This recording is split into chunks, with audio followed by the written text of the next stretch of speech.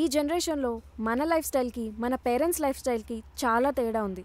మా పేరెంట్స్ నా life style accept చేసినట్టు నేను పెళ్లి చేసుకొని వెళ్ళిన వాడు వాళ్ళ ఫ్యామిలీ నా లైఫ్ స్టైల్ యాక్సెప్ట్ చేయాలని లేదు. మనం ఏమన్నా పెళ్ళికి ముందు ఒక చెక్ లిస్ట్ మెయింటైన్ చేస్తామా ఏంటి? ఇలా ఉండాలి, ఇలా ఉండకూడదు, అలాగే ఉండాలి, అలా ఉండకూడదని. కానీ యు నో వాట్, పెళ్ళయ్యాక ఇలా ఉండకూడదు, అలా ఉండకూడదని చాలా ఉంటాయి. ప్రతి చిన్న విషయానికి అలుగుతాం.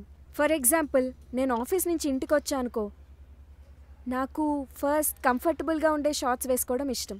కొంచెం దగ్గరికి రా. నాకు పీరియడ్స్లో ఉన్నప్పుడైతే డే అంతా రెస్ట్ తీసుకోవడం ఇష్టం. ఒక్క పని కూడా చేయను, not even a single day. ఒకవేళ నాకేమైనా మీటింగ్స్ ఉన్నా, ఇంపార్టెంట్ ఫంక్షన్స్ ఉన్నా, I'll skip and I'll not attend.